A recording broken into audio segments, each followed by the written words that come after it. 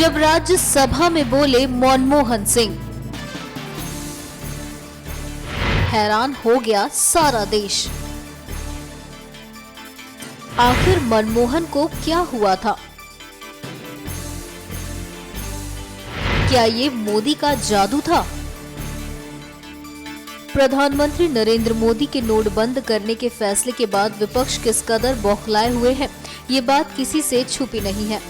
प्रधानमंत्री मोदी के इस फैसले ने तो उनकी भी जुबान खुलवा दी, जो पूरे 10 साल तक अपनी खामोशी के लिए मशहूर रहे।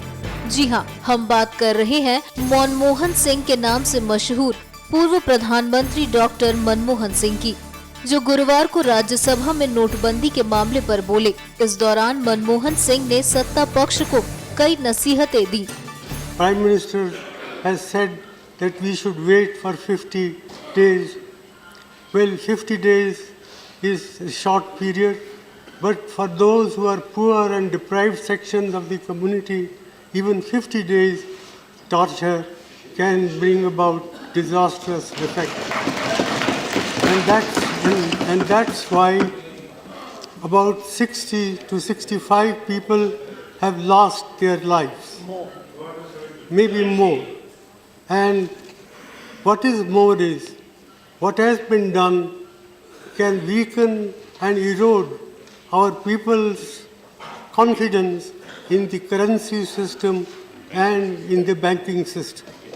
One, I would like to know from the Prime Minister the names of any countries he may think of where people have deposited their money in the banks, but they are not allowed to withdraw their money. उन्होंने लगभग 10 minute के अपने भाषण में नोटबंदी को देश के इतिहास का सबसे बड़ा कुप्रबंधन करार दिया। साफ पता चल रहा था कि 10 मिनट के अपने इस भाषण के लिए मनमोहन सिंह ने काफी मेहनत और अभ्यास किया था। मनमोहन सिंह बोल तो गए, लेकिन इसके बाद माइक्रो ब्लॉगिंग वेबसाइट ट्विटर पर ऐसी पोस्टों का तांता लग गया, जिनमें डॉक्टर सिंह के भाषण पर टिप्पणियां की जाने लगी। कुछ टिप्पणियां डॉक्टर मनमोहन सिंह के अर्थशास्त्री होने के नाते कहे गए स्टेटमेंट्स की तारीफ में की गई, लेकिन कुछ ऐसी भी थी जिनमें उनकी कम बोलने वाले राजनेता की छवि का जिक्र करते हुए व्यंग किए गए। ट्विटर पर ऐसी टिप्पणियों में से एक बॉलीवुड अभिनेता अनुपम खेर ने की थी, जिन्होंने व्यंग करते हुए ट्विटर पर लिखा, डीमोनेटाइजेशन के साइड इफेक्ट्स। मनमोहन सिंह जी आज 10 मिनट तक बोले, जय हो। इसके बाद उनके इस ट्वीट पर बहुत से लोगों के जवाब आने शुरू हो गए, जिनमें से कुछ ने अनुपम का साथ दिया, लेकिन कुछ ने इस बात के लिए अनुपम खेर की आलोचना भी की।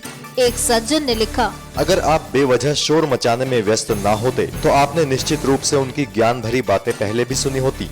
वहीं शिवागामी नाम के एक ट्विटर अकाउंट से कमेंट किया गया, मनमोहन सिंह के अच्छे दिन, उन्हें बोलने का एक मौका मिला, वो विपक्ष में रहने पर आजादी का मजा उठा रहे हैं, जो कि वो अपने शासन में नहीं उठा पाए। रवि किरण नाम के एक अकाउंट से पोस्ट किया गया कि मुझे अब भी भरोसा नहीं हो रहा कि मनमोहन सिंह जी बोल चुके हैं, बहुत बड़ा दिन। वहीं सुधीर चौधरी नाम के एक ट्विटर अकाउंट से कमेंट किया गया, काश मनमोहन सिंह उस वक्त भी बोल पाते जब घोटाले से काला धन छुपाया जा रहा था, तो आज उन्हें डिमोनेटाइजेशन का विरोध करने की नौबत न आती। ऐसे ही और न जाने कितने ही ट्वीट मनमोहन सिंह की राज्यसभा वाली 10 मिनट की स्पीच के बाद किए गए। देश हैरान है कि आखिर 10 साल तक चुप रहने वाले प्रधानमंत्री इतनी देर लगातार कैसे बोल गए। हो न हो, ये प्रधानमंत्री नरेंद्र मोदी के व्यक्तित्व का ही जादू है।